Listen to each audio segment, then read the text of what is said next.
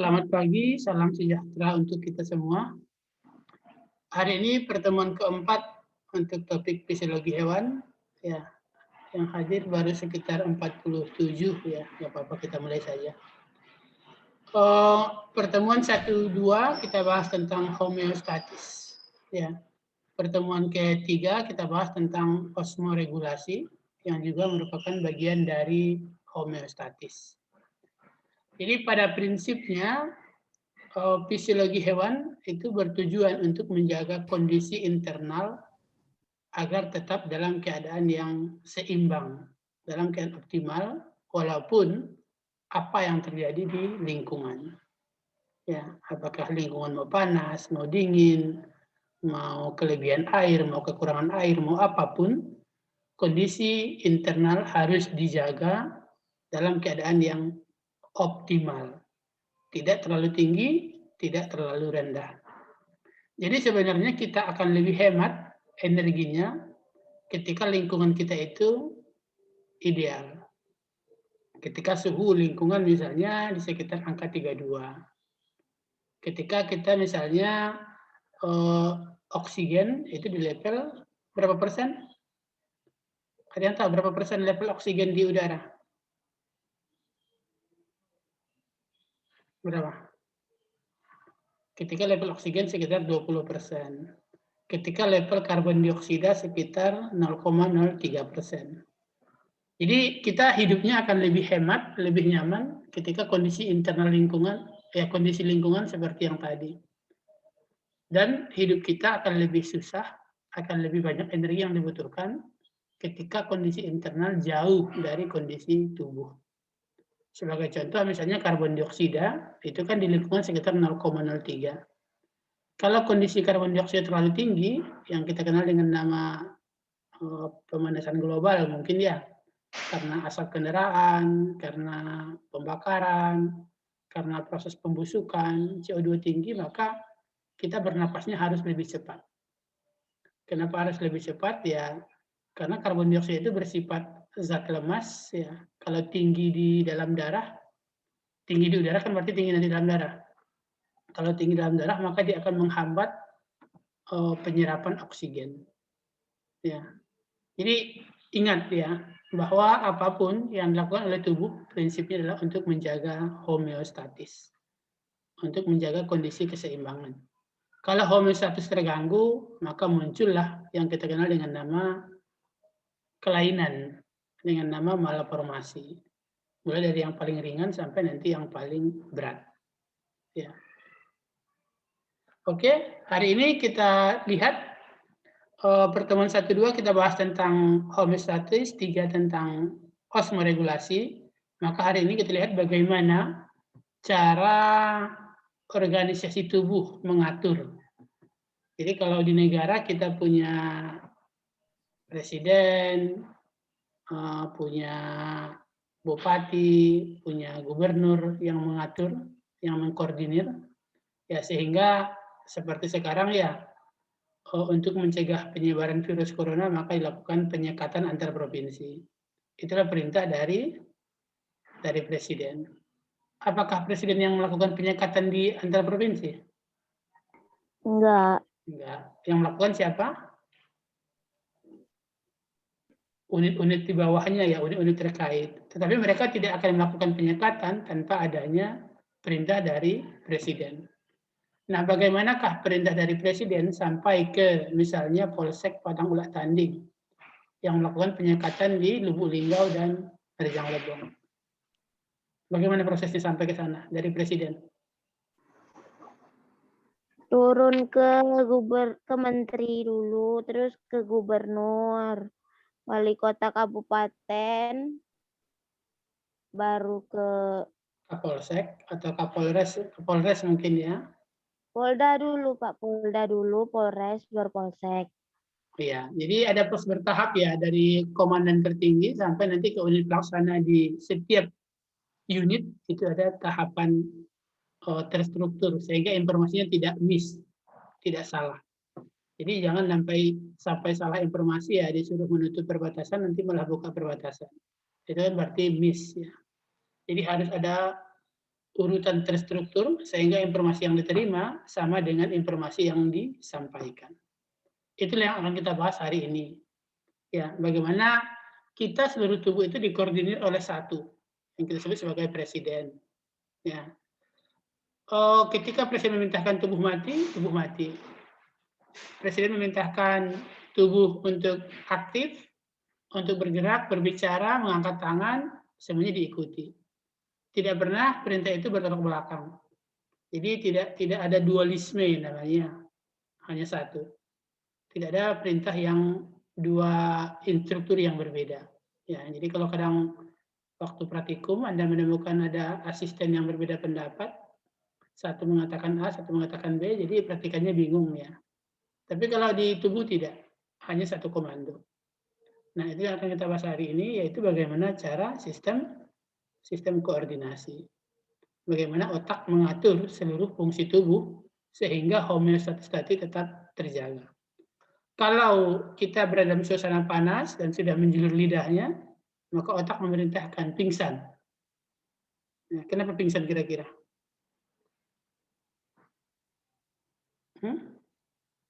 Kenapa kira-kira pingsan? Untuk apa? Atau misalnya ketika Anda dehidrasi, kekurangan air, pingsan. Itu tidak bisa dilawan, itu perintah dari pusat. Kalau pingsan ya pingsan. Apa kira-kira tujuannya? Untuk menyuruh tubuh kita beristirahat mungkin, Pak.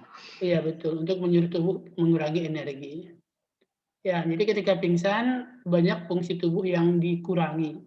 Mendengar nggak bisa, merasa nggak bisa, melihat nggak bisa. Semua kegiatan itu membutuhkan energi, berbicara nggak bisa. Jadi ketika dipingsankan maka tubuh berusaha menghemat energi sebanyak-banyaknya hanya menggunakan untuk yang prioritas. Untuk jantung, untuk otak, untuk paru-paru, untuk ginjal. Ya, pencernaan juga dimatikan. Jadi kalau orang pingsan Anda kasih makan nggak bakal bisa ya. Tapi kalau penciuman mungkin masih dihidupkan. Ya, jadi itu seperti itu caranya. Jadi seperti apapun kondisi lingkungan, tubuh berusaha untuk menjaga dirinya. Ya, dalam batas-batas tertentu ketika lingkungan sudah sangat ekstrim, ya seperti contohnya ketika suhu ekstrim ya, maka otak akan mengambil tindakan-tindakan yang kadang ekstrim juga. Seperti yang saya pernah katakan, membekukan daun telinga, membekukan jari-jari, membekukan cuping hidung, yaitu tindakan ekstrim yang diambil otak untuk menjaga kondisi homeostatis.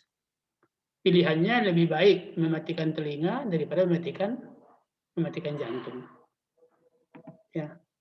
Jadi sekarang bagaimana cara itu diatur, bagaimana proses pengaturannya itu yang akan kita bahas hari ini melalui pertemuan pada sistem koordinasi. PowerPoint-nya sudah saya share dari pertemuan pertama. Sudah dibaca belum? Ada yang mau bertanya dulu sebelum kita mulai? Tentang apa, boleh tentang yang tadi pengantar yang saya sampaikan, atau boleh tentang materi sistem koordinasi kalau Anda sudah baca. Ada yang mau bertanya?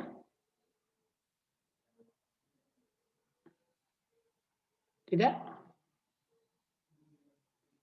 Baik, kalau tidak kita lihat sistem koordinasi dulu, mungkin sekitar 30 menit, sekarang 8.44 ya.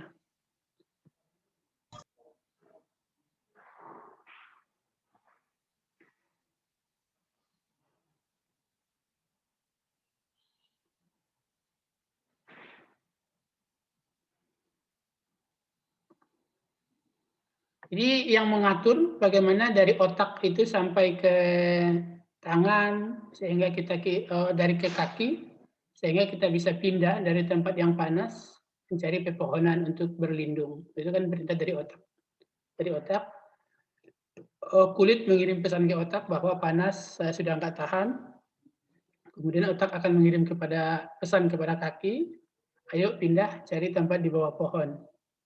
Nah, bagaimana proses itu terjadi dalam tubuh, itu yang akan kita bahas hari ini. Jadi, sistem koordinasi, sistem pengaturan, itu dibagi atas dua, ada yang dilakukan oleh saraf dan ada yang dilakukan oleh hormon. Mayoritas itu dilakukan oleh saraf. Walaupun pada beberapa kasus dilakukan oleh hormon.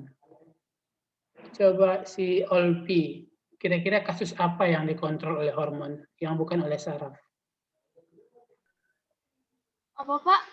Kasus apa pada koordinasi kita yang dikontrol oleh hormon, bukan oleh saraf?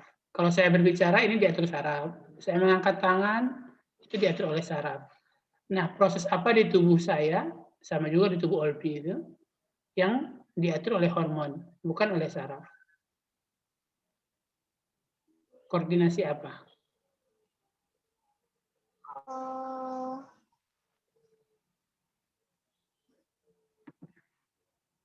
Kalau saraf kan gampang ya. Banyak contohnya yang diatur oleh saraf, yang diatur oleh hormon. Apa contohnya?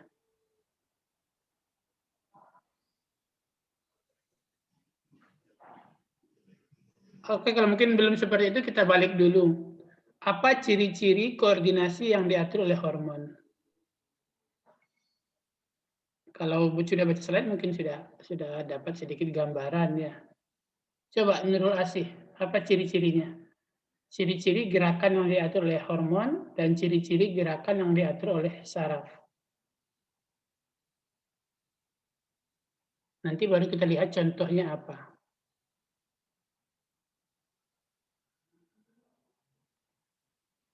Ada yang bisa bantu?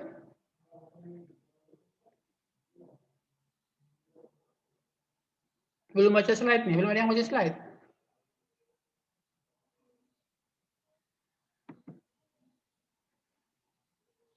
Contoh proses pada tubuh kita yang diatur oleh hormon adalah proses pendewasaan, reproduksi atau pendewasaan. Reproduksi lah, kalau pada wanita terutama yang jelas. Jadi 1 kali sebulan itu mengalami proses ovulasi, itu yang mengatur hormon, bukan sistem saraf. Ya walaupun dibantu oleh sistem saraf. Jadi tanggal segini sampai tanggal segini menstruasi, tanggal segini sampai tanggal segini periode subur, tanggal segini sampai tanggal segini proses peluruhan, ya, itu yang mengatur hormon. Contoh satu ya, peristiwa siklus ovulasi pada wanita. Nah, sekarang kan kita topiknya fisiologi hewan. Kalau pada hewan kira-kira apa yang diatur oleh hormon yang bukan manusia? Apa? Apa Anessa Putri? Apa contoh hormon pada hewan? Proses pada hewan yang pengaturannya dilakukan oleh hormon, bukan dilakukan oleh sistem saraf. Kalau oleh sistem saraf banyak ya, proses terbang, proses menyelam, proses kalau pada burung itu berbunyi, proses bernyanyi pada kata, itu saraf semua. Nah, yang dikontrol oleh hormon apa contohnya?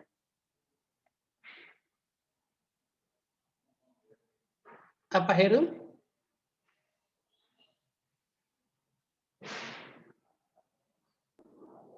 Pak, kalau pengaturan kadar insulin tuh, gula darah tuh hormon nggak? Kalau pada hewan, oh ya, pada mencit ya insulin ya oleh hormon. Kalau yang terlihat sehari-hari apa? Kalau pengaturan kadar gula darah kan harus dibedah dulu ya, diambil dulu darahnya baru ketahuan. Kalau yang Perkembangan hewan. Perkembangan hewan pada apa contohnya? Pada misalnya pada kupu-kupu atau Kupu-kupu. serangga, Pak. Nah, pada kecebong ya. Jadi proses metamorfosis itu diatur oleh sistem hormon. Jadi kapan menjadi kepompong, berapa lama, kapan menjadi ulat, berapa lama, itu diatur oleh sistem hormon. Apalagi contohnya pada katak ya, kapan menjadi berudu, kapan harus melepaskan ekor, kapan pindah dari air ke darat, itu diatur juga oleh sistem hormon. Nah, sekarang kan kita sudah dapat contoh nih, contoh-contoh gerakan yang diatur oleh saraf dan contoh-contoh gerakan yang diatur oleh hormon. Kembali ke pertanyaan awal, apa ciri gerakan yang diatur oleh saraf dan apa ciri gerakan yang diatur oleh hormon? Ayo. Mungkin Pak, menurut saya Pak, Sabira ini ya. Ya, Pak. Kalau hormon itu mempengaruhi bentuk dari tubuh, kalau saraf itu hanya membantu menggerakkan organ dalam tubuh ya, Pak? Kalau hormon mempengaruhi bentuk dari tubuh, kalau saraf hanya menggerakkan. Pada beberapa kasus mungkin iya ya. Contohnya pada burung cendrawasih. Burung cendrawasih itu kan diburu karena apa? Ada yang tahu kenapa dia diburu? Bulunya, Pak. Iya, warna bulunya. Ya. Kira-kira kenapa warna bulu pada cendrawasih harus menarik? Siapa yang mengaturnya? Untuk menarik betinanya, Pak. Nah, yang mengaturnya sistem hormon. Jadi nggak selamanya burung cendrawasih itu menarik. Jadi burungnya itu menjadi berwarna menarik ketika musim kawin, ketika telah dewasa. Jadi mirip dengan ibu-ibu ya. Waktu SMA sudah pakai lipstik belum? Waktu SMA sudah pakai Kalau masker? zaman sekarang Oh sudah ya. Jadi mirip dengan itu ya. Pada burung cendrawasih warnanya menarik ya untuk menarik pasangan. Ya pada ikan juga demikian. Pada ikan yang saya teliti waktu S3, ikan stickleback namanya. Kalau pada musim kawin itu warnanya merah, cantik. Padahal dia laki-laki, jantan. Ya. Yang mencari pasangan yang itu malah yang jantan. Ya, jadi sangat kontras antara jantan yang sudah dewasa dengan jantan yang masih anakan. Ini diatur oleh sistem hormon. Ya. Jadi Sabira mengatakan bentuk. Kalau hormon mempengaruhi bentuk, kalau saraf mempengaruhi gerakan. Ya, pada sebagian besar mungkin iya. Tapi ketika kita bicara dari insulin pada mencit, pada tikus, itu tidak terkait bentuk. Ya. Oke lah, anggap ya. Terima kasih Sabira. Ada yang lain? Izin menjawab, Pak. Ayo, Febrina ya.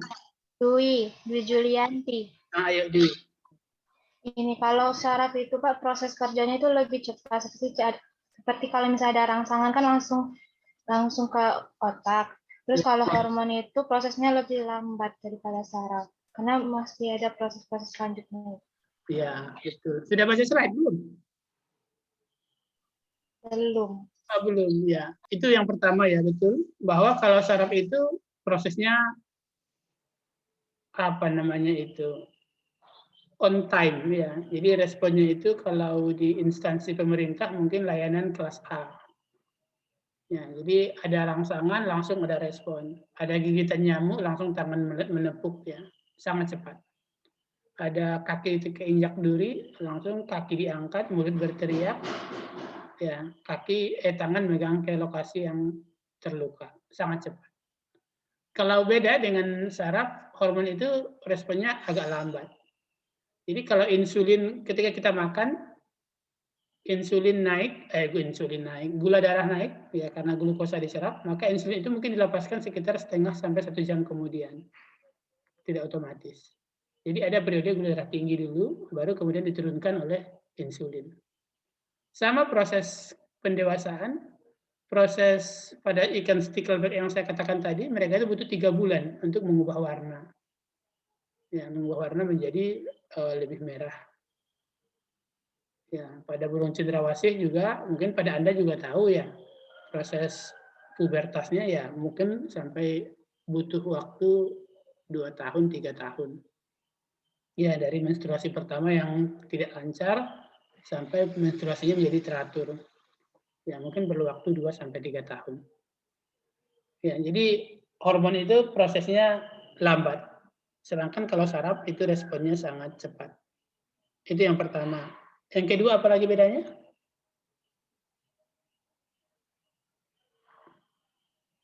Ayo, apa lagi beda yang kedua?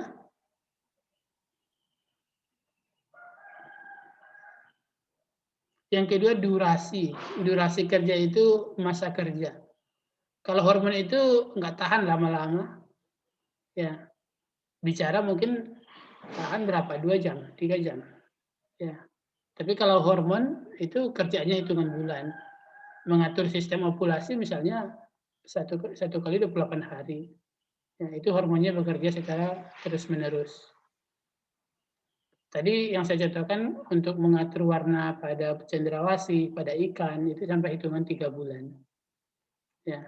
Jadi hormon tadi lebih lambat memang, tapi masa kerjanya lebih lama.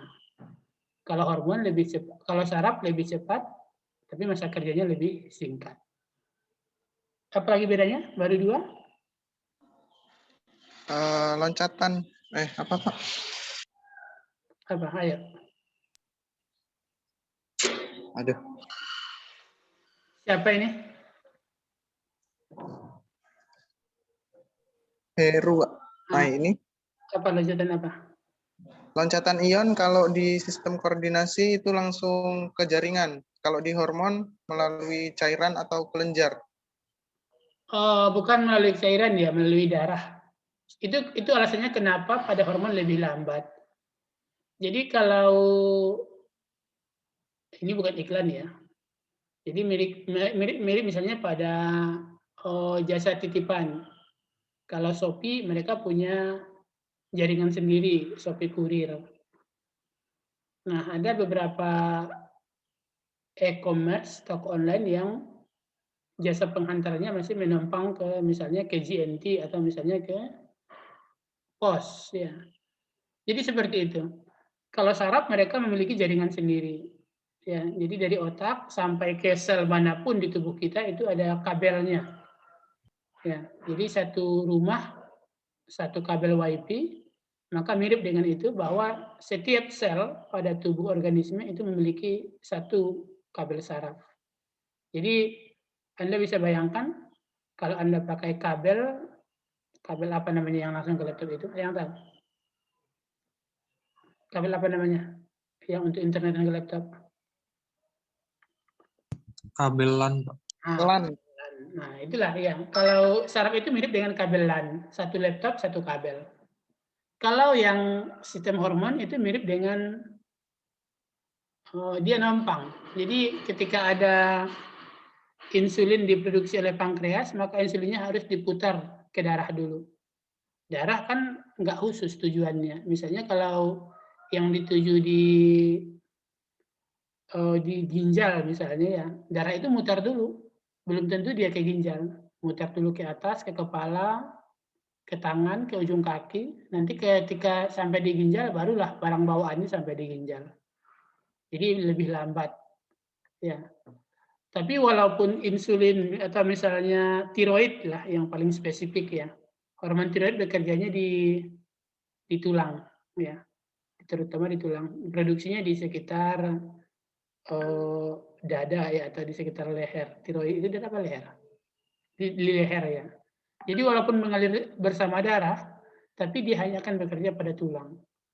Tapi ketika diproduksi, tidak akan otomatis sampai ke tulang. Dia harus mutar dulu bersama darah. Dan kemungkinan sampai di tujuan, ya bisa beberapa menit atau beberapa jam kemudian. Jadi ya seperti yang sampaikan oleh Heru, bedanya kalau saraf dia memiliki jaringan sendiri. Ya, sehingga responnya lebih cepat. Sedangkan hormon, dia sistem pengangkutannya menumpang pada darah. Sehingga sistemnya lebih lambat. Ya, itu beda yang ketiga. Saraf memiliki jaringan sendiri, sedangkan hormon sistemnya menumpang pada darah. Oke, apa beda yang keempat? Apa lagi bedanya? Tadi Sekresi. Bagaimana sekresinya? Sekresi hormon melalui hormon, kalau saraf melalui neurotransmitter. Neurotransmitter itu ada yang tahu apa guna neurotransmitter? Contohnya itu yang paling terkenal kan asetilkolin ya. Walaupun sebenarnya banyak neurotransmitter yang lain. Tadi siapa tadi yang menyampaikan ini? Sabira, Pak. Nah, Sabira tadi mengatakan saraf melalui asetilkolin, kalau hormon melalui apa? Hormon, Pak. Melalui hormon. Apa guna neurotransmitter? Menyampaikan pesan dari antar neuron. Ah, iya betul. Jadi mirip dengan kurir ya. Kurir dari Jakarta sampai ke Lampung. Dari Lampung ke Bengkulu kurirnya beda. Nah, neurotransmitter inilah penghubung di Lampung. Jadi biar paketnya tidak putus, kan orangnya pindah nih. Jakarta ke Lampung si A, Lampung ke Bengkulu si B. Nah, antara si A dan si B ini harus ada yang menyampaikan. Mereka harus ketemu. Nah, pada saraf itu nggak ketemu, tapi dipindahkan melalui neurotransmitter. Jadi mirip mungkin prosedur pencegahan COVID ya. Jadi biar virus dari si A tidak pindah ke si B, maka barangnya diletakkan di tahu nggak apa namanya itu? Kayak di bandara itu, yang tali berjalan, ya conveyor, tahu conveyor? Ya, yang untuk barang-barang yang akan dipindah itu. Ini tidak mulai ribut ya.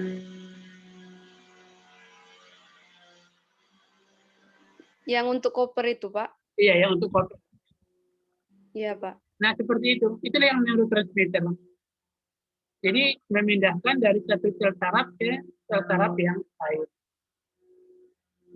Jadi, secara ini nggak ketemu. Ya. Mereka tidak bersentuhan. Yang memindahkan antar sel saraf adalah neurotransmitter. Suaranya ribut ya? Iya, Pak. Agak Bapak jadi kayak jauh. kedengaran. Kedengaran ribut? Tapi suara Bapak jelas, cuma ada bayang-bayang suara di belakang sedikit. Iya. Ada yang ini lagi konstruksi. Ya. Oh, jadi seperti itu. Kalau dikatakan penghantaran saraf melalui neurotransmitter, sedangkan hormon melalui darah, mungkin lebih tepatnya begini, saraf melalui sel saraf dan neurotransmitter, jadi gabungan ya, saraf melalui sel saraf dan neurotransmitter, sedangkan hormon melalui darah. Seperti itu mungkin perbandingannya. Ya, jadi sel saraf dan neurotransmitter itu bergabung. Nah, lawannya adalah darah. Ya, itu lebih tepatnya. Oke, ada lagi yang lain? Apa bedanya? Sudah 3 ya, durasi, kemudian respon seberapa cepat atau seberapa lambat. Yang ketiga adalah jaringan yang digunakan. Ya, mungkin itu saya dulu, nanti kita lihat seiring dengan slide ini. Yang melalui darah sama melalui sel saraf tadi apa, Pak? Perbedaan cara rambat mungkin, atau cara penghantaran. Kasih, Pak. Ya. Kalau penghantaran saraf melalui sel saraf dan neurotransmitter, kalau penghantaran hormon melalui cairan darah, melalui darah. Ya. Nah, ini hal umum.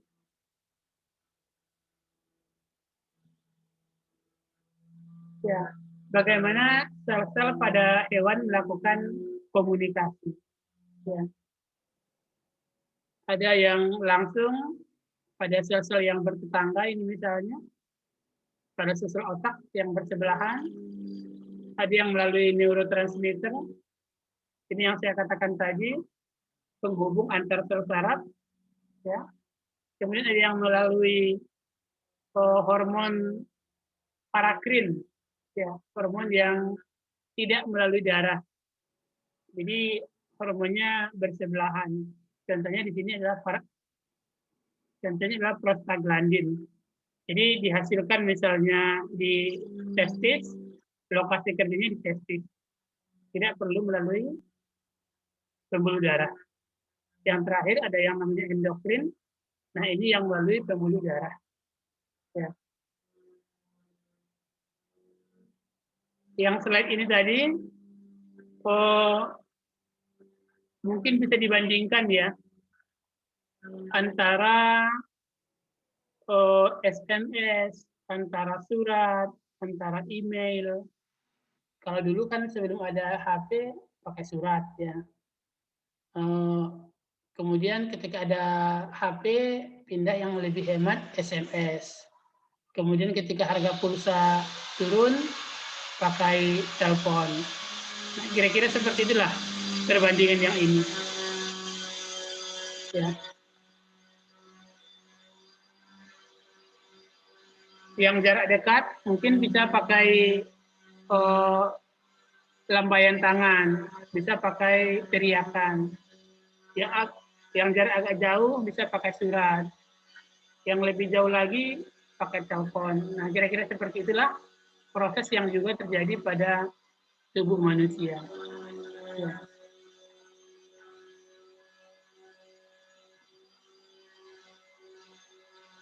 Ini perbedaan yang tadi. Kalau saraf, prosesnya melalui jaringan, responnya sangat cepat, 100 meter per detik, cuma efeknya singkat. Sedangkan hormon, itu melalui kelenjar atau cairan, kesannya lambat, tapi efeknya lama. Ya. Anda tahu berapa kecepatan pelari paling cepat di bumi? Atau siapa pelari paling cepat saat ini di bumi? Ada yang tahu? Si pelari paling cepat siapa? 40 km. Berapa?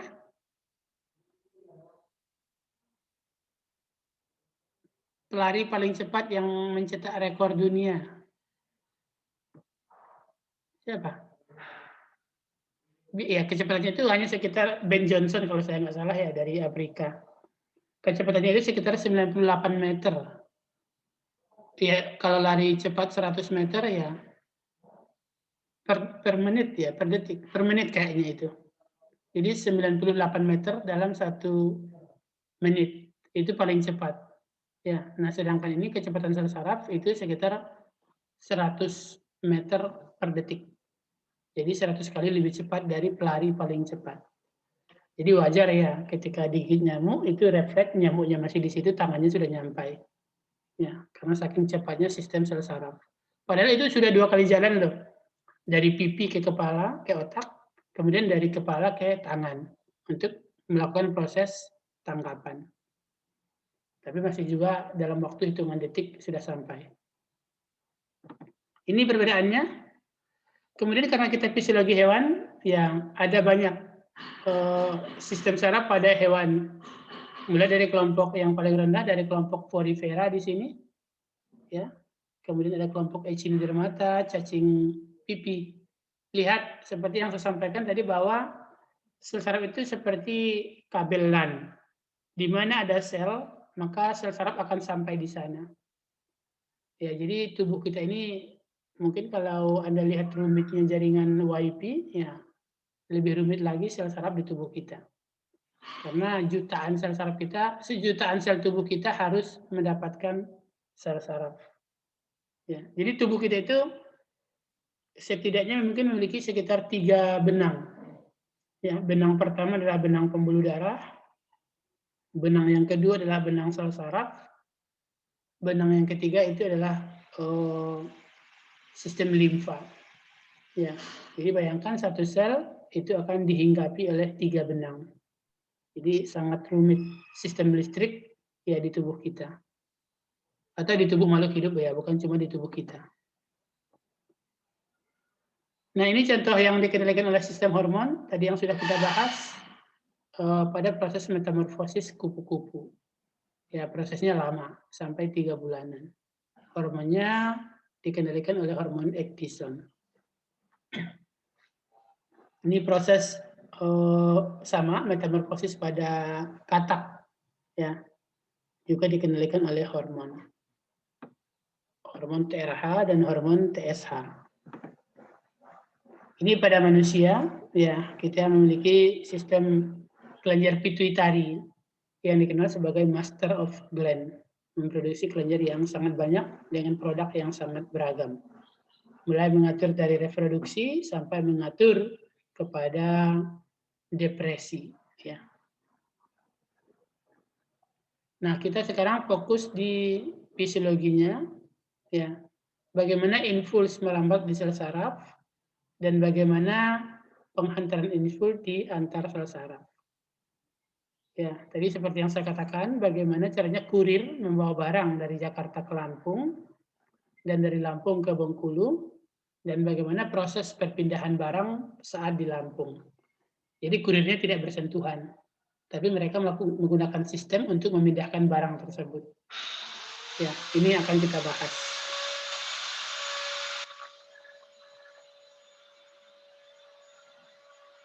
Ini sel saraf yang bertugas sebagai kurir utama yang akan membawa pesan. Ya. Mungkin sudah dapat di biologi sel.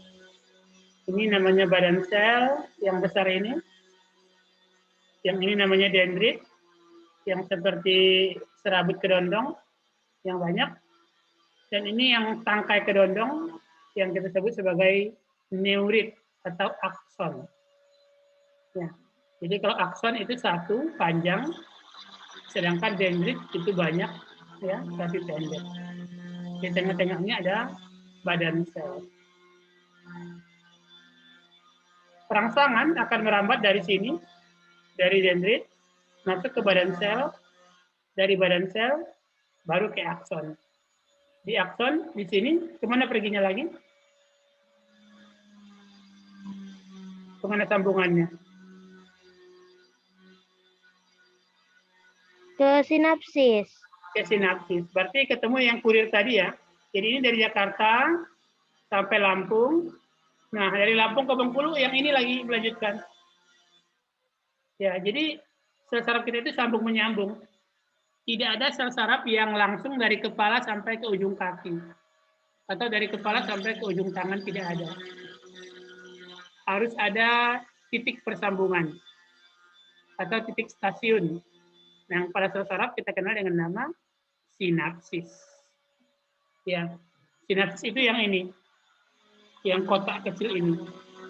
Sambungan antar sel saraf. Ya. Jadi yang kita bahas, bagaimana saraf merambat dari sini sampai ke ujung sini. Itu yang pertama. Yang kedua, bagaimana saraf berpindah di sini. Antara satu sel saraf ke sel saraf berikutnya. Ya.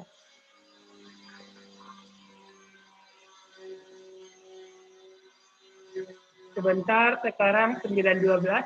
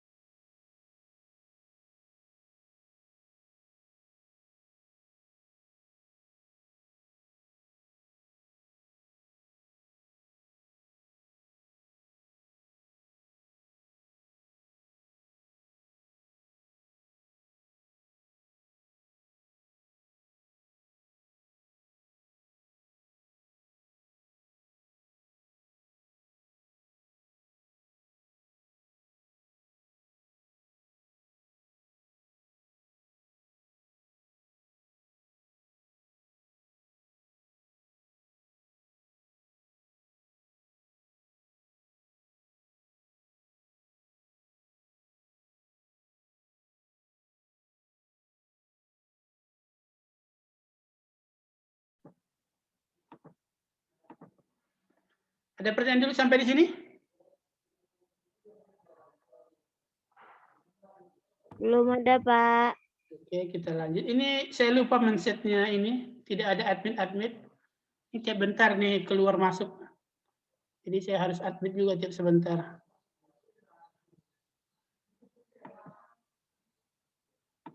Biasanya nggak pernah saya set admit begini.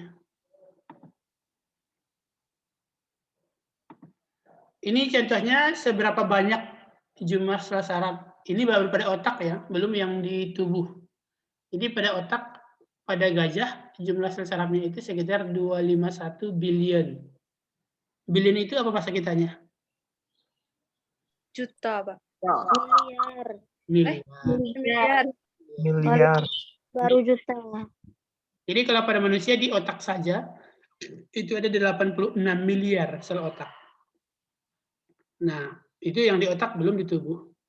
Jadi otak itu kalau mati mungkin sekitar 2.000 sel saraf masih nggak apa-apa ya, 3.000 nggak apa-apa. Jadi proses apa namanya ya, proses kerusakan itu bertahap. Jadi mati 1, mati 2, mati 3 mungkin masih aman. Nah, nanti kalau sampai jumlah yang mati itu sudah 1/4, sudah mulai stroke. Ya, jadi seperti itu. Jadi mungkin reguler kita mengalami kematian sel saraf. Reguler pula diganti. Tapi kalau kematiannya itu dalam jumlah besar ya seperti kecelakaan, seperti terhambat oksigen, tenggelam, ya, maka jumlah sarafnya mengalami kematian dalam jumlah yang banyak. Yang 86 juta inilah yang prioritas. Selama masih ada energi, maka mereka yang menjadi nomor 1. Ya, andaikan pun dibandingkan dengan jantung, dibandingkan dengan paru-paru, otak itu prioritas. Ya, selagi energi yang ada itu akan diprioritaskan ke otak. Yang lainnya itu nanti dulu. Ya.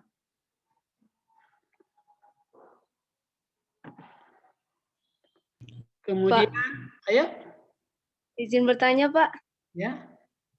Kenapa yang monyet sama simpanse dan gorila itu bedanya jauh, Pak?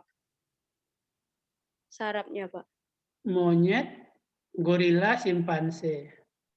Ya, jumlah sel saraf di otak dipengaruhi oleh volume otak. Ya, jadi gorila, simpanse itu dikenal sebagai great apes. Tahu apa tulisannya? Great ape. Jadi mereka itu bukan monyet. Jadi dalam taksonomi hewan pun beda, sangat jauh bedanya. Jadi kalau monyet ini masuk kelas apa ya? Ya karena volume otaknya jauh berbeda. Jadi yang great apes itu yang golongan gorila, simpanse, orang hutan, itu great apes namanya. Mamalia bertubuh besar. Sedangkan monyet itu bukan kelompok great apes. Kenapa jumlah neuronnya berbeda ya?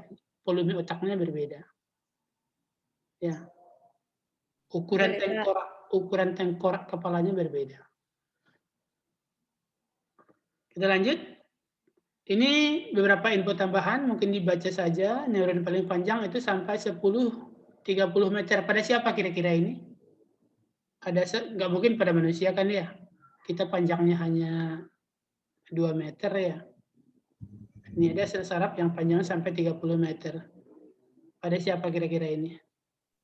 Ular mungkin, Pak? Ada ular 30 meter, ada mungkin ular ya. Tapi pada paus yang biasanya ini yang sampai 30 meter. Ya, pada ikan-ikan yang bukan pada mamalia yang berukuran besar. Kemudian setiap neuron memiliki sekitar 1.000 sampai 10.000 sinapsis. Jadi kalau kita kembali ke gambar ini, nah jumlah sinapsis yang di sini ini kan banyak ini akar-akar dari kedondong tadi. Nah ini jumlahnya sekitar 1.000 sampai 10.000. Jadi sambungannya itu lebih rumit mungkin dari jaringan Telkom ya, sangat rumit. Di otak saja ada 86.000. Setiap satu neuron memiliki sambungan sampai minimal 1.000. Coba bayangkan betapa rumitnya. Jadi wajar kalau otak kita itu sampai ratusan kali lipat dibanding komputer. Ya, Anda mungkin masih ingat memori waktu kelas 5, waktu usia 5 tahun. Masih ingat nggak memori waktu 5 tahun dulu? Kalau 5 tahun kayaknya udah agak buram, Pak. Tapi kalau udah mulai SD, itu udah masih ingat. Masih ingat. Nah, bayangkan kalau Anda menyimpan memori di komputer, apalagi dalam bentuk rekaman video, paling mungkin rekaman video selama 1 bulan sudah habis memorinya. Ya.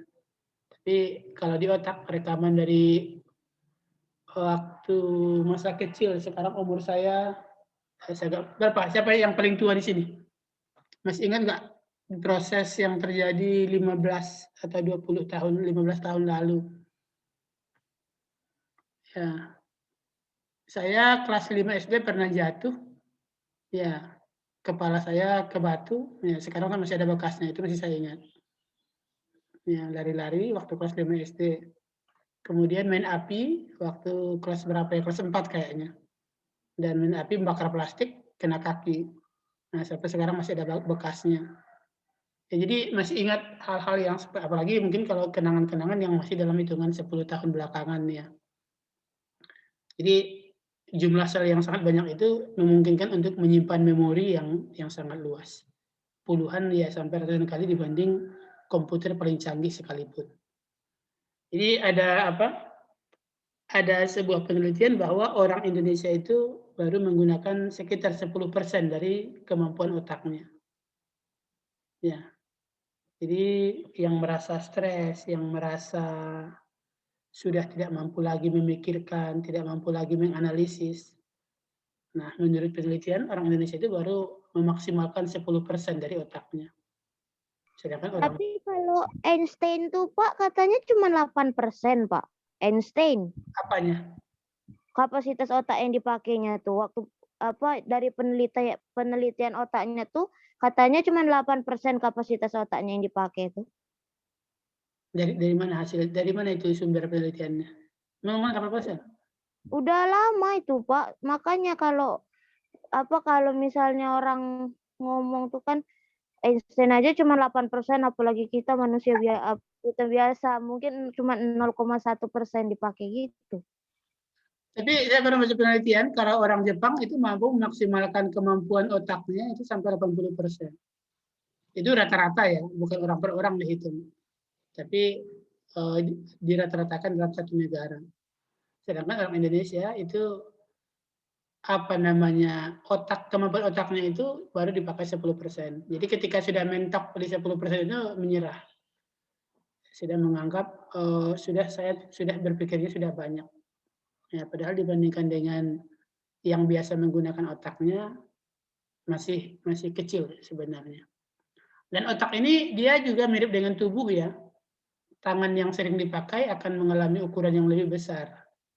Jadi otak yang sering dipakai, maka neuron-neuronnya akan lebih, kalau Anda lihat di iklan susu itu, loncatan antar sarafnya menjadi lebih cepat. Jadi kalau terbiasa berpikir kritis, lama-lama kritisnya akan lebih cepat. Jadi kalau yang saya contohkan sering itu ya, kalau Anda memperbaiki kulkas, Anda perlu 1 hari untuk mempelajari sistem, kemudian menentukan di mana yang rusak, sampai memperbaiki Anda butuh 1 hari, maka yakinlah ketika memperbaiki TV itu akan lebih cepat. Padahal sistem kulkas berbeda dengan sistem TV. Cuma kenapa bisa lebih cepat? Karena otaknya itu loncatannya menjadi lebih cepat. Otak yang terbiasa dipakai berpikir kritis akan lebih cepat tanggap ya dibanding dengan otak yang biasa ditidurkan.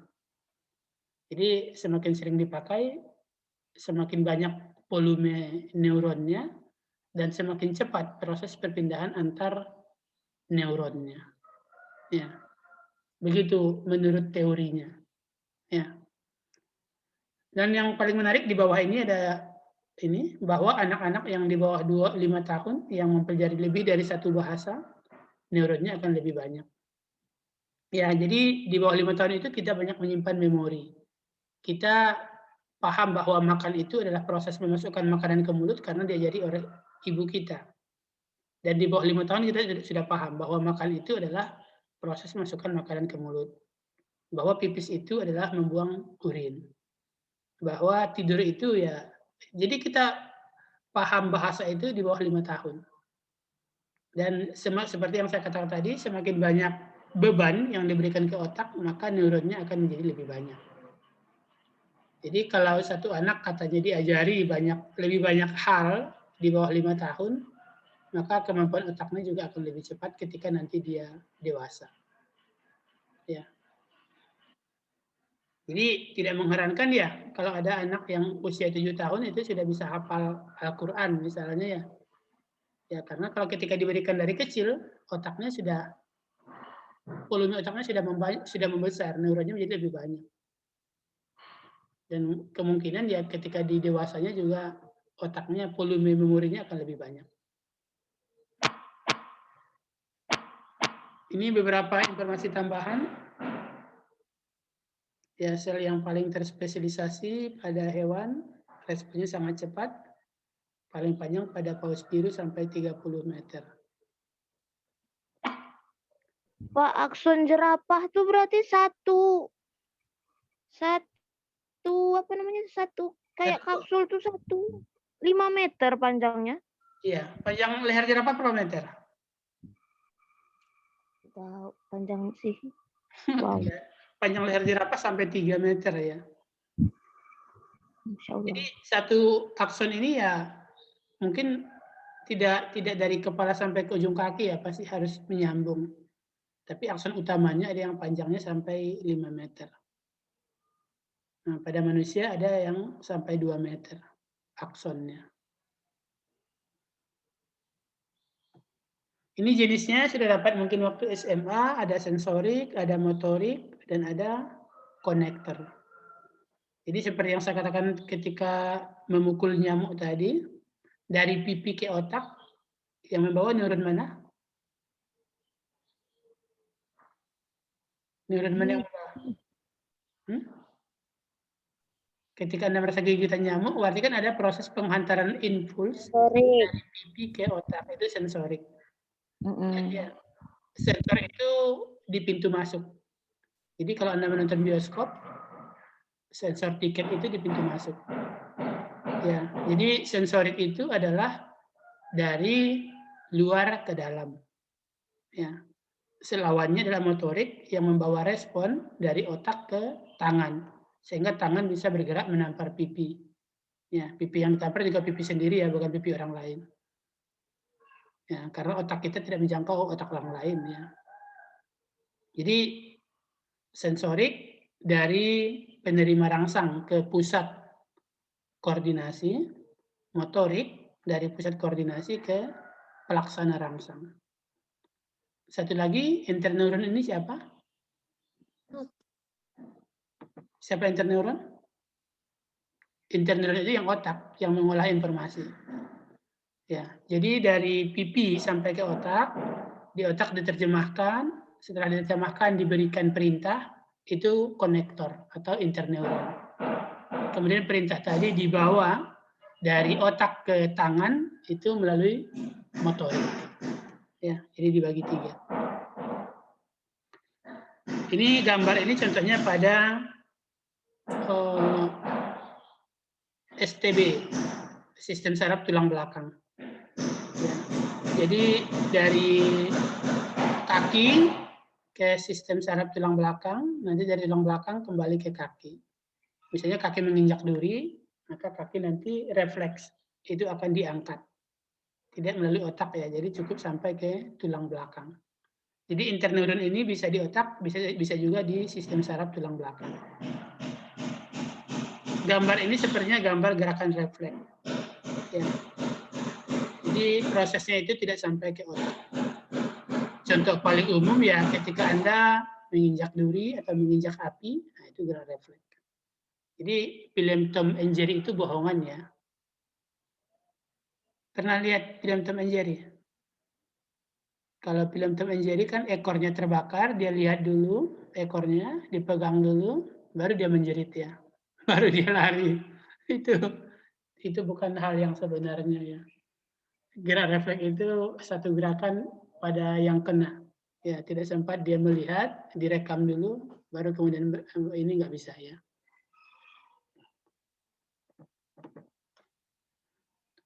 Ini yang melalui otak gerak biasa, ya. Jadi misalnya mata melihat ada pohon mangga tetangga yang sudah masak, ya. Kemudian otak mengolah, kemudian kaki melangkah untuk mengambilnya. Nah, ini sistem gerak biasa. Yang tadi yang gerak refleks. Nah, ini yang utama yang akan kita bahas. 929. Mekanisme rambat impuls di sel saraf. Analoginya, ketika Anda menghidupkan stop kontak pada lampu, walaupun mungkin jarak meternya 6 meter, itu lampunya otomatis hidup ya. Bisa nggak Anda bayangkan proses apa yang terjadi pada kabel sehingga lampunya hidup? Bisa? Bisa dijelaskan? Ribet sih Pak. Orang fisika mungkin bisa ya. Atau ketika Anda mengirim pesan P, Seklek kirim. Ke sinyalnya dulu, ke towernya dulu, baru ke mana lagi, baru ke orangnya. Itu apanya, tahapannya. Kalau proses penghantaran dari HP Anda ke sinyal, bagaimana caranya? Ada nggak kabelnya di udara? Enggak. Nah, itu yang dibahas sekarang. Bagaimana proses menghantarkan dari pipi ke otak. Sama, dari stop kontak ke lampu. Dari HP Anda ke tower penangkap. Bagaimana proses penghantarannya. Itu yang akan kita bahas sekarang. Ya. Bagaimana prosesnya. Jadi ini mekanismenya. Ya.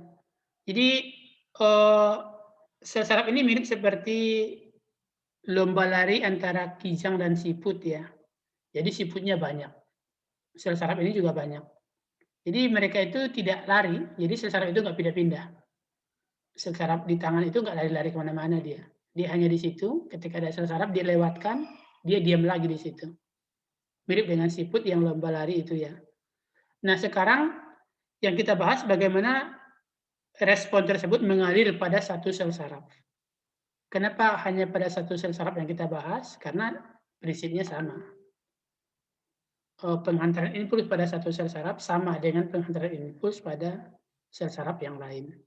Ya, jadi dengan membahas satu, itu sama saja kita membahas semuanya. Jadi permainannya adalah dengan menggunakan potensial energi listrik. Ya, dengan memindahkan muatan energi positif dan energi negatif. Jadi benar-benar mirip dengan listrik. Ya, bedanya mungkin kalau pada sel saraf menggunakan namanya mineral, ada kalium, ada kalsium. Nah, kalau pada listrik menggunakan, nggak tahu saya apa yang dipakai di listrik ya. Jadi untuk mengatur perbedaan konsentrasi ion positif negatif, kita biasanya menggunakan kalsium dan kalium.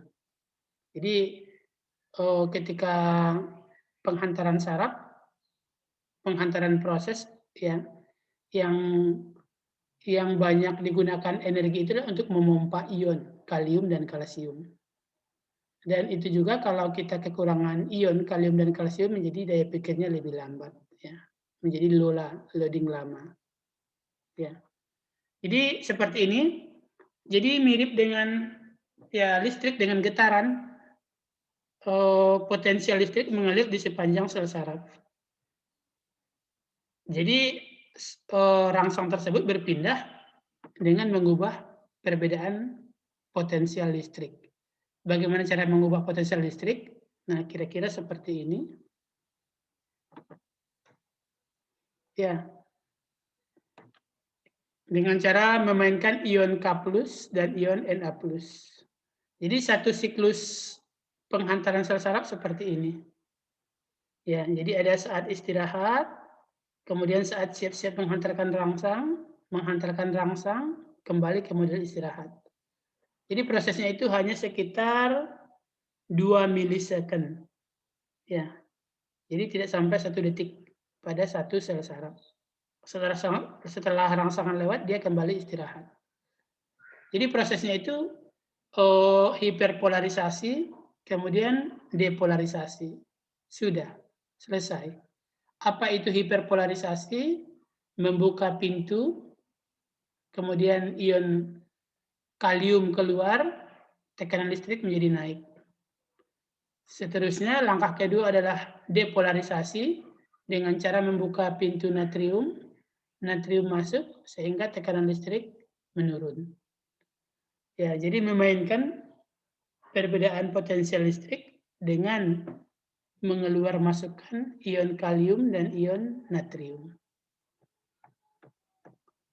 Ini prosesnya saat istirahat. Jadi di luar positif, tegangannya lebih tinggi, sedangkan di dalam sel, ini bayangkan adalah sel saraf tadi. Yang dendrit yang panjang, ini di luarnya, di luar selnya, ini di dalam selnya. Jadi saat dia istirahat, potensial listrik di luar sel lebih tinggi dibanding di dalam sel. Ini saat istirahat. Ini prosesnya. Jadi di dalam itu, di luar itu banyak natrium, outside of cell. banyak natrium yang berwarna biru dengan plus-plus ini. Ya. Sedangkan di dalam, ini inside the cell, itu banyak ion kalium yang berwarna hijau. Itu pada saat istirahat. Dan mereka dibatasi oleh membran plasma. Jadi tidak bisa natrium masuk bebas, tidak bisa kalium keluar secara bebas. Ini menyebabkan di luar menjadi positif, yang di dalam menjadi negatif. Karena di luar banyak natrium, di dalam banyak kalium saat istirahat. Nah, proses penghantarannya seperti domino. Ini mungkin laki-laki yang lebih paham ya. Jadi kalau domino kita susun berbaris berdiri, satu batu domino bisa menjangkau yang lain. Kalau kita jatuhkan satu domino yang di ujung, maka semuanya akan jatuh secara beruntun. Ya. Seperti itu juga pada sistem saraf. Jadi kalau yang paling ujung sudah mulai bergerak, maka semuanya akan bergerak sampai habis ke ujung yang dituju. Jadi gerakannya itu berkesinambungan ya. Yang ujung bergerak, maka semuanya sampai ke ujung nanti, sampai akhir nanti akan bergerak. Ya, jadi impuls jatuhkan yang pertama, jadi sel saraf yang pertama bergerak, rambatan dimulai, ya. Kemudian kepingan akan jatuh secara bergelombang, ya, satu demi satu sampai nanti ke ujung. Kemudian setelah rangsangan selesai, maka batu domino harus ditegakkan kembali. Seperti itulah proses penghantaran impuls pada sel saraf. Nah, neuron juga sama seperti itu. Ya, jadi saat neuron yang pertama bergerak, maka seluruhnya akan bergerak. Jadi ada konsepnya all or nothing. Jadi kalau satu bergerak, seluruhnya bergerak. Kalau yang pertama tidak bergerak, tidak ada gerakan. Ya, jadi all or nothing. Kita lihat animasinya. Ya, ini contohnya. Jadi ketika ada rangsangan, maka ini plasma, ini membran. Jadi kenapa fisiologi hewan mensyaratkan Anda lulus biologi umum? Jadi di sini kita akan membahas proses sel. Kalau Anda tidak paham struktur sel, tidak susah nanti memahaminya. Ya. Jadi ini adalah yang warna kuning bagian di dalam sel, yang warna hitam adalah membran sel, yang ini di luar sel. Jadi waktu sel tadi istirahat, kita sudah sampaikan bahwa di luarnya positif, karena di sini banyak natrium, di dalamnya negatif, karena di sini banyak kalium. Ketika ada rangsangan dan saraf mulai bekerja, ini dibalik. Jadi membran sel dibuka, ion natrium dibawa ke dalam. Ya, sehingga yang tadi positif di dalam pindah ke, yang positif tadi di luar pindah ke dalam. Nah, kalau gerbang pertama terbuka, maka dia terus beruntun seperti batu domino tadi. Maka gerbang di sel saraf berikutnya juga demikian, buka. Natrium masuk, natrium masuk, natrium masuk. Ya, seperti itu nanti seterusnya. Nah, ini ya, sel terdepolarisasi. Berbalik ya, kalau yang tadi positif di luar, negatif di dalam, sekarang berubah menjadi positif. Kalau tadi positif di luar, negatif di dalam, sekarang menjadi positif di dalam, negatif di luar. Ya, batu domino pertama telah jatuh. Nah, begitu seterusnya merambat dia. Ya. Jadi satu sel saraf akan memicu gerakan sel saraf berikutnya. Jadi nanti banyak natrium akan masuk semua, kalium akan keluar semua, seiring dengan rambatan pada sel saraf. Ya, ini yang kita sebut dengan potensial aksi. Ya, jadi seluruh sisa batu domino yang lain jatuh. Kemudian, nah, kalau rangsangan sudah selesai, maka akan banyak sampah di sini. Bukan sampah sebenarnya, tapi pekerjaan. Karena natrium yang harusnya tadi posisinya di luar, sekarang menjadi di dalam. Sedangkan kalium yang posisinya harusnya di luar, sekarang sudah di dalam. Maka setelah selesai menghantarkan rangsangan, ini harus dibereskan. Natrium harus dipompa lagi keluar, kalium harus dipompa lagi ke dalam. Itulah sebabnya kenapa setelah selesai mengerjakan rangsangan, ya kita membutuhkan energi yang lebih. Ya. Salah satunya untuk melakukan pompa ion. Pompa ion natrium keluar dan pompa ion kalium ke dalam. Ya. Jadi kembali menegakkan batu domino. Ya, agar siap untuk rangsangan berikutnya. Nah, proses jatuh dan proses tegak ini tadi kita katakan ya sekitar milisecond hitungannya, sangat cepat. Ada yang mau ditanyakan sampai di sini? Bapak Febrina mau nanya. Ayo, ya. Berarti di membran plasma nih sebelum kita masukin sebelum dimasukin Na atau natrium atau kalsium dia apa namanya? Positifnya yang di luar selalu ya? Negatifnya yang selalu di luar ya, Pak? Negatifnya di dalam. Negatifnya. Mungkin gini ya. Yang kita bayangkan bukan positif negatif, tapi tegangan listrik di luar sel lebih tinggi dibanding di dalam. Ya, tegangan listrik, potensial listrik di dalam sel, di luar sel itu lebih tinggi dibanding di dalam. Kenapa potensial listrik di luar sel lebih tinggi? Karena natriumnya lebih banyak. Ya, jadi saya nggak tahu ya, ada pernah yang mengatakan bahwa manusia bisa menghasilkan energi listrik katanya ya. Jadi satu sel itu sekitar 0,5 volt. Ya, jadi kita memiliki kekuatan yang power, yang super power. Bayangkan berapa sel kita. Jadi kalau satu sel sekitar 0,5 volt, ya sangat banyak energi yang listrik yang bisa kita hasilkan. Nah itu mungkin saya nggak tahu apakah itu berita benar atau tidak ya. Tapi pernah baca. Cuma memang dalam sel saraf kita memiliki energi listrik dalam bentuk ion positif dan ion negatif. Ion positifnya dari kalium, ya kalium dan natrium. Cuma karena lebih banyak natriumnya di luar, sehingga di luarnya menjadi lebih positif ya dibanding di dalam. Ya begitu Febrina. Jadi pemahamannya jangan positif negatif ya, tapi potensial listrik di luar sel lebih tinggi dibanding potensial listrik di dalam sel. Itu pemahamannya. Ya. Ada lagi, Febrina? Udah, Pak. Makasih, Pak. Ya. Nah, kemudian kenapa saraf itu tidak bolak-balik? Ya, sama dengan gerakan peristaltik.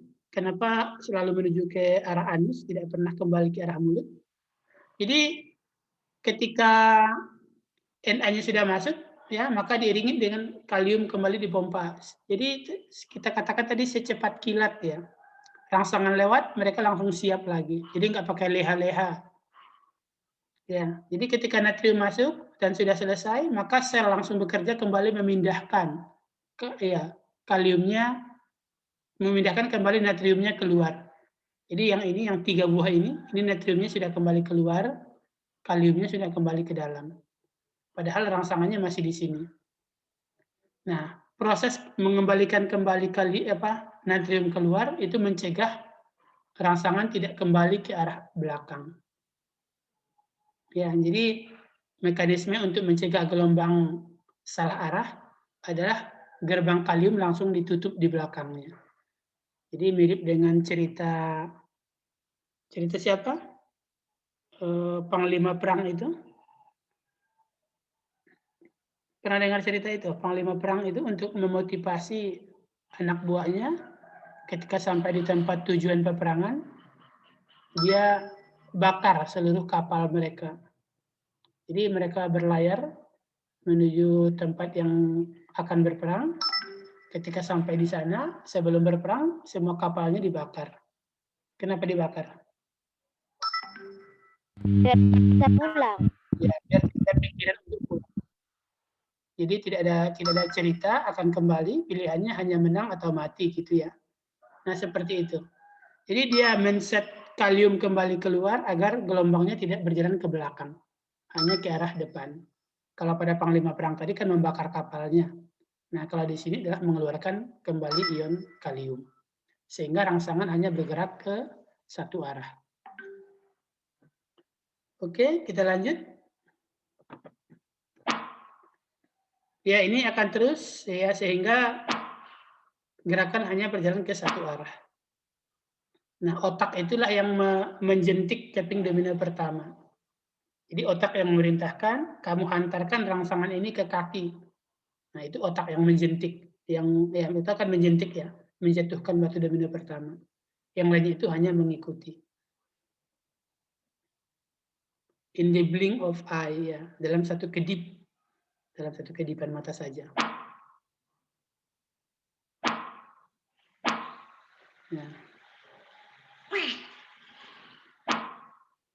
Nah, ini tadi, jadi ketika proses sudah selesai, maka banyak sampah yang saya katakan dia. Banyak natrium yang harus dikembalikan keluar, banyak kalium yang harus dikembalikan ke dalam. Nah, proses ini yang melibatkan pompa ion Na+ dan K+. Sudah Anda pelajari mungkin di SMA kelas 3. Bahwa satu pompa itu membawa 3 Na kalau saya nggak salah, dan membawa 2 ion K. Dan ini akan membutuhkan ATP. Itu kenapa setiap selesai bekerja kita merasakan lapar. Ya, karena proses menghantarkan saraf itu membutuhkan banyak ATP untuk memompa ion Na+ dan K+. Ya, Na dibawa kembali keluar, kalium dibawa kembali ke dalam.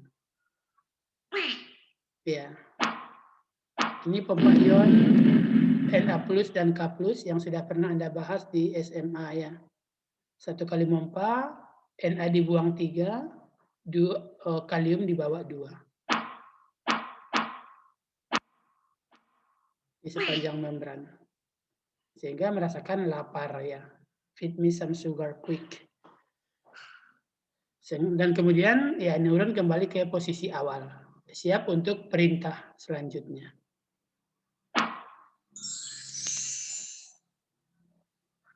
Ada yang mau tanyakan sampai di sini? Ada ringkasannya di sini. Jadi ini ringkasannya.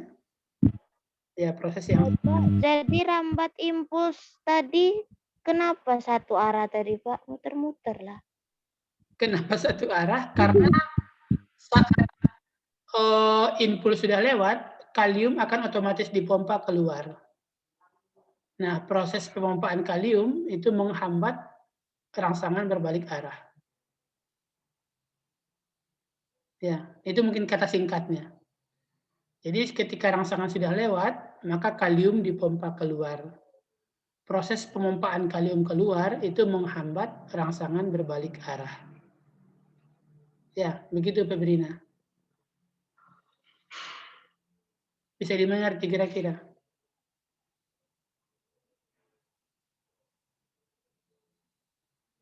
Bisa, Pak, menghambat impuls berbalik arah. Ya, jadi proses pemompaan kalium keluar dari dalam sel itu menghambat impuls berbalik arah. Ada lagi yang lain? Sekarang Tanya, Pak. Ayo, ya. Jadi grafik itu tinggi saat posisi dominonya terjatuh atau Saat dominonya jadi pas saat dominonya, jadi ini tinggi ketika natrium masuk, natrium masuk dan kalium keluar. Itulah grafiknya tinggi. Jadi kan dalam kondisi istirahat, natrium banyak di luar, kalium banyak di dalam. Nah, yang grafik tinggi ini adalah saat natrium tinggi di dalam, kalium tinggi di luar. Itulah puncak dari grafik ini. Baik, Pak. Terima kasih, Pak. Ya. Ada lagi?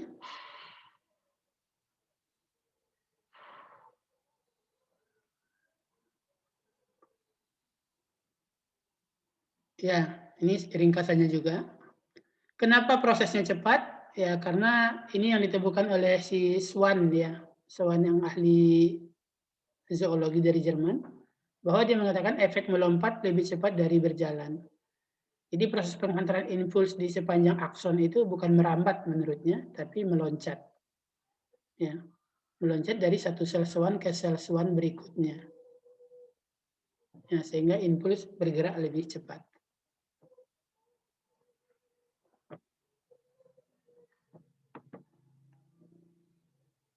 Oke, itu selesai di saraf. Berikutnya kita di sinapsis. Sekarang 9:49, 10 menit lagi. Mungkin ini dibaca saja. Ini contohnya, ini satu sel saraf yang warna kuning harus menyampaikan impuls ke sel saraf di sini. Jadi di sini ada yang keluar yang warna hijau, yang kita kenal sebagai neurotransmitter. Jadi dia ada kurir tambahan ya. Dan yang warna hijau ini akan ditangkap oleh sel saraf berikutnya, baru kemudian sel saraf berikutnya juga dominonya jatuh secara bertahap. Jadi penghantaran impuls di sinapsis itu menggunakan molekul kimia berupa cairan yang kita kenal dengan nama neurotransmitter. Jadi kerjasama antara sel saraf dengan neurotransmitter. Neurotransmitter ini contohnya adalah asetilkolin yang sangat umum. Ya. Neurotransmitter tadi cairan ya Pak? Cairan. Ya. Jadi sel saraf gabungan antara potensial listrik dan cairan. Cairan hanya digunakan di sinapsis. Ya. Asetilkolin. Yang paling banyak yang lain, tapi yang paling umum asetilkolin. Berarti neurotransmitter itu cuma ada di sinapsis ya Pak? Ya, hanya ada di sinapsis. Neuro dari kata saraf, transmitter itu penghantar. Ya, transmitter.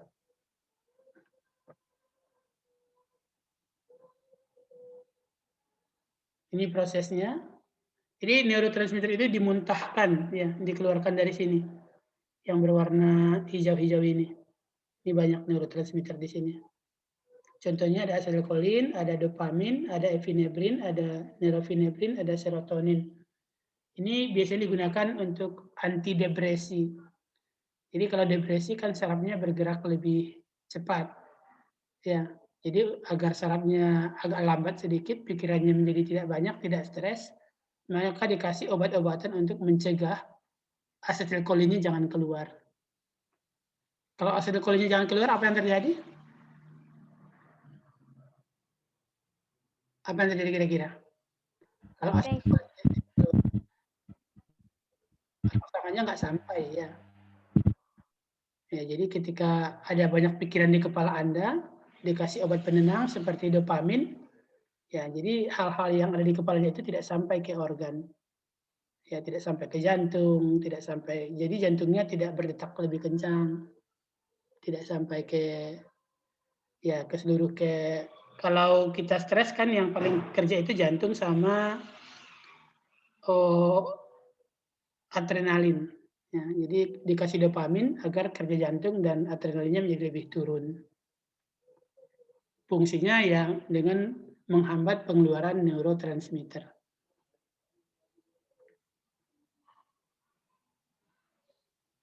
Di sini ya, dari ujung sini ini dibuat warna merah di sini. Pak, saraf tadi isinya neurotransmitter sama cairan ya? Cairannya itu di sinapsisnya. Jadi dari yang keluar dari neuron itu neurotransmitter. Oh, yang keluar dari neuron. Kasih Pak. Yang keluar dari sel saraf itu neurotransmitter. Nah, untuk menjadi celah itu, ya dia perlu media di situ. Ya, dia harus membutuhkan alat untuk bergerak di sana, di sinapsis. Ini contohnya ya, neurotransmitter. Ditangkap oleh sel saraf berikutnya di sini. Ini contoh-contoh neurotransmitter. Ada banyak ya. Nah, ini mungkin yang cukup yang kita pelajari sampai di sini. Berikutnya bagaimana caranya otak tahu bahwa itu panas, dingin, lapar, haus, itu nanti kita bahas di Anpisman. Yang jelas yang kita bahas di Piswan ini, bagaimana saraf pindah di sel saraf dan bagaimana saraf pindah di sinapsis. Ya. Ada yang mau tanyakan? Sudah 9.55.